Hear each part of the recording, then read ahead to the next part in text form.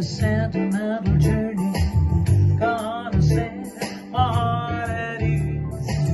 I'm gonna take a sentimental journey to renew. Aunty Joyce को याद करना दरअसल इस धरती की खुशबू को याद करना है। क्या गजब की शख्सियत थी आंटी जॉयस। मुमकिन है कि आने वाले वक्त में लोग आंटी जॉयस जैसी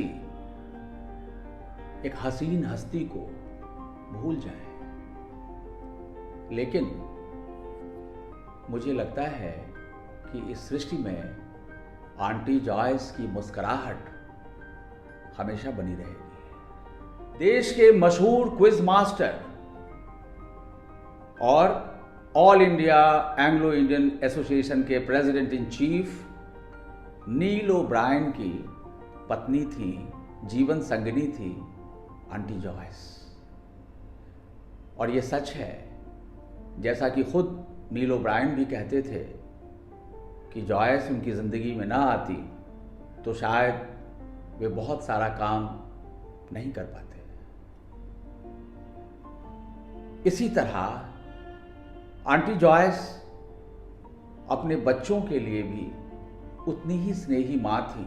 आंटी जॉयस मातृभाव से भरी हुई थी। एक प्यारी मित्र थी वो, एक प्यारी सहचर थी नील ओब्रायन की, लेकिन मातृभाव से छलकती हुई अपने बच्चों की मां, और सिर्फ अपने बच्चों की मां ही नहीं, जो वाकई में गरीब थे, मजलूम थे, उन सब की वो मां थी। पता नहीं अनाथालय के कितने बच्चों को आंटी जॉयस ने अपने प्यार से दुलारा था, पाला था, बड़ा किया था। पटना में आंटी से हुई उस पहली मुलाकात में मैंने उनसे कहा कि आंटी मुझे आपका इंटरव्यू लेना है। आंटी मुस्कुराने लगी। उन्होंने मुझे कहा कि मैंने तो कभी एमपी रही ना एमएलए रही, मेरा क्या इंटरव्यू करना है तुमको। मैंने कहा नहीं आंटी, यह मुझे पता है कि ब्रायन परिवार की रोशनी आप हैं। मिस्टर नील ओब्रायन इस देश के मशहूर क्विज मास्टर रहे हैं, ऑक्सफोर्ड प्रेस के वो मैनेजिंग डायरेक्टर रहे, मेंबर पार्लियामेंट रहे, बंगाल असेंबली के मेंबर रहे। आपके लड़के डेरेक ओब्रायन मशहूर क्विज मास्टर, तृणमूल कांग्रेस की ओर से राज्यसभा के मेंबर हैं, मुख्य सचेतक हैं राज्यसभा में तृणमूल कांग्रेस के। लेकिन इस सब के ऊपर आप हैं। आंटी न होती तो यह सब कुछ न होता।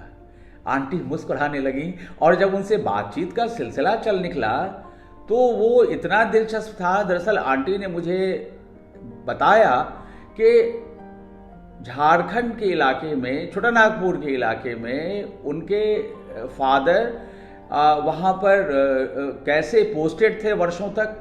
सिल्ली एक छोटा सा स्टेशन है झारखंड का, छोटानागपुर उस समय था, बाद में झारखंड स्टेट जब बना तो सिल्ली एक छोटा सा स्टेशन। और आंटी ने सिल्ली को याद किया और कहा कि बचपन हम लोगों का वहाँ बहुत समय गुजरा जब पापा हमारे पोस्टेड थे। मैंने कहा अरे आंटी, ये तो हमें अंदाज़ा ही नहीं था। मुझे लगा कि आप लगातार कलकत्ता में ही बॉर्न एंड ब्रॉट अप, पढ़ी लिखी सब कुछ। बोले नो नो, मैं तो बिल्कुल झारखंड के देहात में पली बड़ी एक लड़की हूं। हमारी जॉयस आंटी की जिंदगी में 12 के अंक का अद्भुत संयोग था। 12 अगस्त 1937 को आंटी जॉयस का जन्म हुआ था, और 12 जनवरी 2019 यानी 2019 को हमारी आंटी, हमारी प्यारी आंटी जॉयस चल बसी थी।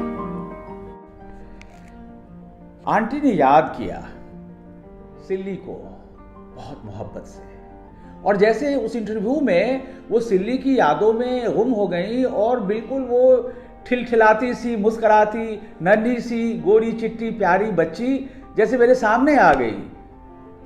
जंगल से घिरे चुपचाप मुसकते झारखंड अंचल के उस छोटे से देहाती स्टेशन का नाम जरूर ब्रिटिश राज के किसी अंग्रेज अफसर का रखा हुआ था, सिल्ली।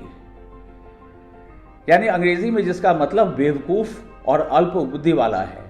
पर बचपन में सिल्ली के वे बेवकूफ़ी भरे दिन कितने प्यारे थे, सोचती थी मिसेस जॉयस ओब्रायन, और उनके होठों पर मुस्कान थिरक उठती थी। सिल्ली के उस पुराने रेलवे क्वार्टर को वे याद कर रही थीं। क्या अब भी वहाँ सब कुछ वैसा ही होगा? उन्होंने याद किया कि बारिश के दिनों में किस तरह बगैर जूते चप्पल के नंगे पांव सिल्ली की सुर्ख पहाड़ी मिट्टी पर छपक छपक कर वे चलती थीं, और कितने चाव से चूड़ीहारों से लाल हरी चूड़ियाँ अपनी मम्मी से जिद कर पहनती थीं और खुश होती थीं। कभी कभी तीनों बहनों पर खींचकर मम्मी मिसेस जॉय जॉर्डन कहती, उफ, can't help this silly girls. पूरे 10 भाई बहन, 7 भाई और 3 बहनें, और सबका साथी जंगल पहाड़ से भरा नन्हा गुट्टू मुट्टू सिल्ली। पापा को मम्मी का साड़ी पहनना कभी पसंद नहीं था। मिसेस जॉयस ओब्रायन ने याद किया कि वे तीनों बहनें भी छुटपन में साड़ी ही पहनती थीं। दरअसल सिल्ली जैसी छोटी जगह में उस जमाने में कोई दर्जी नहीं था जो कम से कम फ्रॉक या स्कर्ट वगैरह की सिलाई करता। शादी के बाद मिसेस जॉयस ओब्रायन के पति मिस्टर नील ओब्रायन ने भी पापा की तरह उनका साड़ी पहनना कभी गवारा नहीं किया। उम्र की उस दहलीज पर मिसेस जॉयस ओब्रायन की हसरत होती थी कि काश कुछ दिनों के लिए भी सिल्ली के उन बेवकूफ़ी भरे दिनों में वे लौट पाती, साड़ी और कांच की हरी चूड़ियां पहनकर नंगे पांव। मिसेस जॉयस ओब्रायन के पिता mister Edward Jordan railway engineer थे, और इस लिहाज से देश के विभिन्न हिस्सों के छोटे बड़े रेलवे स्टेशन पर उनका पदस्थापन हुआ था, पोस्टिंग हुई थी। उत्तर से लेकर दक्षिण पश्चिम भारत तक। यही वजह थी कि मिसेस जॉयस ओब्रायन ने जगह जगह की भाषाएं सीखी। अंग्रेजी तो अंग्रेजी, हिंदी, तमिल, तेलुगु, बांग्ला और मराठी सरीखी कई भाषाएं। उनका जन्म महाराष्ट्र के उस हिस्से में हुआ जो किसी ज़माने में मध्य प्रदेश का अंग था। एक बार पति व अपने तीनों बेटों के संग जब वे आंध्र प्रदेश के एक ग्रामीण अंचल में गईं और फर्राटे से तेलुगु बोलने लगीं, तो वहाँ के ग्रामीण चकित हैरान रह गए थे कि अंग्रेज़ों जैसी देखने वाली यह घोड़ी बुर्राक औरत कैसे फर्राटे से उनकी ज़बान बोल रही है। सभी ग्रामीणों ने उन लोगों का भरपूर स्वागत किया, खिलाया पिलाया। मिस्टर नील ओब्रायन को ऐसे ही अपनी पत्नी पर नाज नहीं था। वाकई एक गजब की पर्सनालिटी थी आंटी जॉयस। मैं याद करता हूं उस इंटरव्यू के बाद, कुछ साल बाद, जब मैं कलकत्ता गया था, इस देश की great pop singer, pop song की महारानी उषा उत्तुप की जीवनी लिखने के इरादे से मैं लगातार कलकत्ता की यात्रा कर रहा था। तो एक बार उषा उत्तुप जी से मैंने पूछा कि do you know aunty Joyce? तो उन्होंने कहा, अरे आंटी जॉयस को कौन नहीं जानता है, she is so famous, she is amazing, Usha ji ने कहा। तो हमने कहा कि क्या हम उनसे मिल सकते हैं? तो उन्होंने कहा श्योर। अरे मुझे भी उनसे मिले बहुत दिन हो गए, विकास। वो ज़मीर लेन में रहती हैं, जो बालीगंज के जहाँ उषा जी रहती हैं उससे बिल्कुल पास है ज़मीर लेन। और मैं वो सुबह याद करता हूँ जब उषा उत्तुप जी के साथ ज़मीर लेन के उनके घर पे आंटी से मिलने गया था। कितनी खुश हुई थी आंटी, माय गॉड। और वही उनके मिलने का अंदाज था। Auntie Joyce, hi. It's lovely to talk to you. I can't even think of you in the past, really. For me, you'll always be there, right there, where I can love you and touch you and feel you and tell you one more time, Auntie Joyce, there's just nobody like you. Always smiling, always caring, always sharing, always loving. Such a beautiful wife, such a marvelous wife, such a marvelous mother. And what a party person you are, my goodness me. We can't imagine one dance party or one party in Calcutta without Auntie Joyce. And you in your lovely, elegant black dress with the pearls that you used to wear. Oh, it's such a beautiful memory for me. But you know something, Auntie Joyce, we can't talk about you in the past. We'll all love you very, very much always. And remember that there will never be another you, because there's only one person who could do it with style and panache the way you would. Really, Auntie Joyce, I want to tell you, when you danced with your husband, how wonderful you looked. How wonderful you made the couple look, really. If it wasn't for your grace and dignity and your charm, it would never happen, would it? I know you would always say that I'm the daughter you didn't have, right? So here I am singing one line of the song that you and your wonderful husband, I say your wonderful husband, yes, you both used to dance to this tune, and we hope you really, really are dancing wherever you are. I'm sure you're having a party together. Enjoy yourself. Gonna take a sentimental journey. Gonna set my heart at ease. I'm gonna take a sentimental journey to renew old memories. I got my plan, got my reservation. Spend each time I could afford. Just like a child, wild anticipation. Born to hear that all aboard. Auntie Joyce, we love you. Sentimental journey it is for you. और फिर छिड़ गई वो पुरानी यादें, वो बातें। और आंटी ने मुझे कहा, डू यू नो, तुमने जो मेरा इंटरव्यू छापा था वो मेरे लिए ट्रेजर की तरह है। Man who did your interview. Yes. You still got the magazine? है आपके पास? हाँ? Yeah, kept it, treasured it. हाँ, treasured it. Sweet. कहती है ट्रेजर की तरह रखा है। ट्रेजर की तरह रखा है। How lovely is that? और अपने सिरहाने में रखा उस मैगजीन का इशू उन्होंने मुझे निकाल कर दिखा दिया। मैं हैरान हो गया था। उन्होंने कहा, ये खजाना है हमारा। आंटी फिर उन पुराने यादों में खो गई, बचपन की उन यादों में। उषा जी, आंटी, हम सब लोग, और वो सिल्ली के उन दिनों की यादों में आंटी फिर रम गई।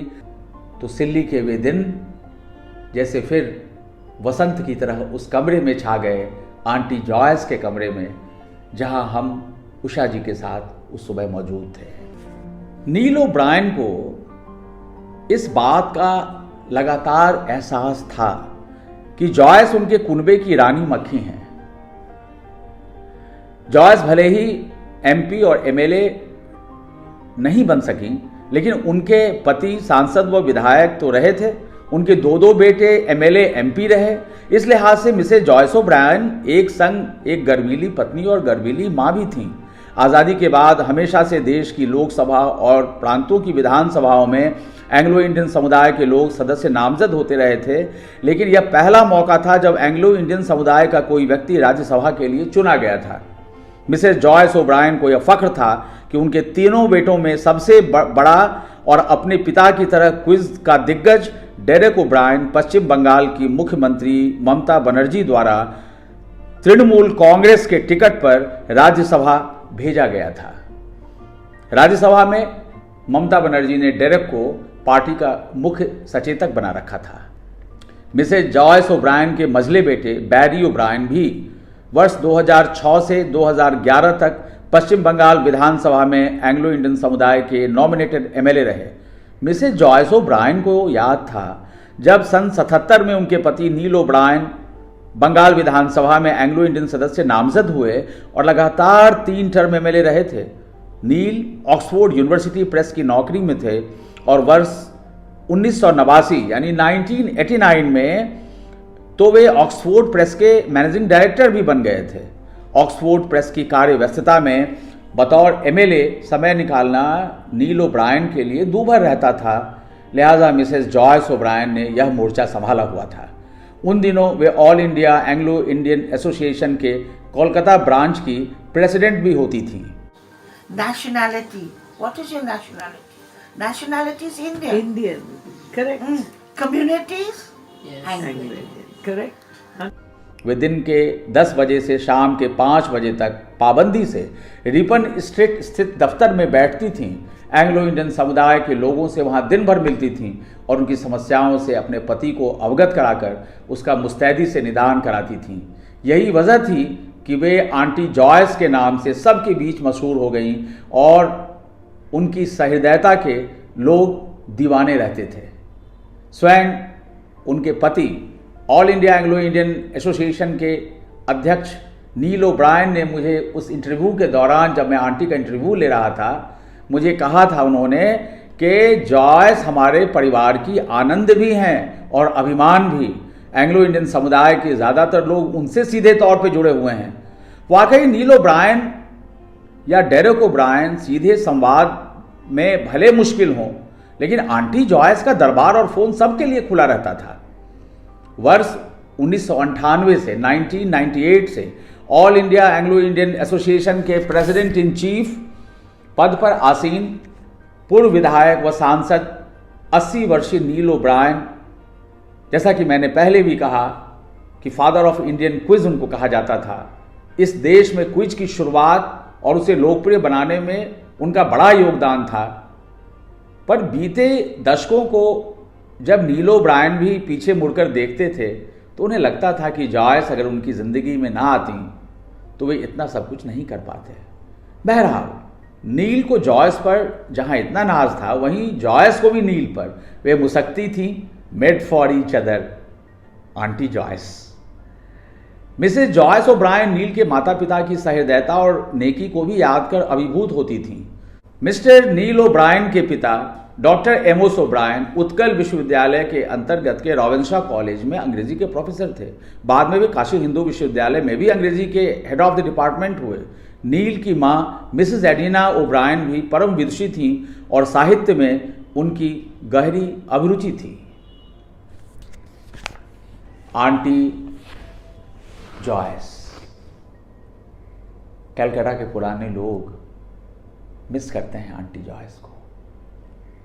जिस समारोह में आंटी आ गई, बहार छा जाती थी और आंटी का जो पूरा पहनावा ओढ़ावा, जो एलिगेंस था आंटी का, जो सुरुचिपूर्णता थी उनके पूरे व्यवहार में, उसका जवाब नहीं था।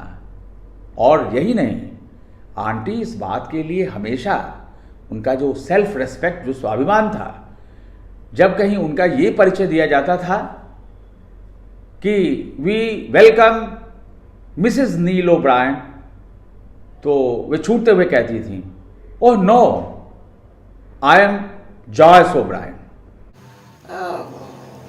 Oh, you are Rila O'Brien's mother-in-law. I said, no, I am Rila O'Brien's mother-in-law, but I said, I'm Joyce O'Brien. I'll never forget it, she says. Aunty Joyce स्वाभिमान से छलकती हुई एक ऐसी एंग्लो इंडियन स्त्री थी जिनमें भारतीयपन कूट कूट कर भरा था। जैसा कि मैंने कहा आपको कि इस देश के विभिन्न सूबों की बहुतेरी जबान वे जानती थी और फर्राटे से बोलती थी आंटी जॉयस, और भाषा पे तो गजब पकड़ थी उनकी, और लोगों के दिल पे भी उनकी गजब पकड़ थी। और मन को कैसे छूती थी आंटी। आई रिमेंबर जब मैं जमीर लेन में उस दिन गया तो उषा जी ने कहा, आंटी विकास झा आपसे मिलने आए हैं। आंटी ने देखा मुझे, मुस्कुराहट के साथ बिस्तर पे लेटी हुई थी वह, विवश, बीमार, और मुस्कुरा के उन्होंने मुझसे कहा, oh Vikas, oh you are looking much younger. ये था उनके दिल छूने का अंदाज, you are looking much younger. और हम हंस पड़े। मैंने कहा, आंटी जिंदगी तो हर पल गुजर रही है, अब यंगर कैसे दिखेंगे। लेकिन आंटी अपनी आखिरी सांस तक वाकई मच यंगर थी, खुद वो लगातार मच यंगर थी। आंटी जॉयस कलकत्ता के कण-कण में है, एंग्लो इंडियन समुदाय की धड़कनों में बसी हैं आंटी। हालांकि वक्त की धूल बहुत बेरहम होती है। वक्त की इस बेरहम धूल में मुमकिन है कि आंटी जॉयस का वह मुस्कुराता हसीन चेहरा गुम हो जाए, और शायद गुम हो जाएगा ही। लेकिन जैसा कि मैंने कहा, इस यूनिवर्स में वो स्माइल कभी खत्म नहीं होगी।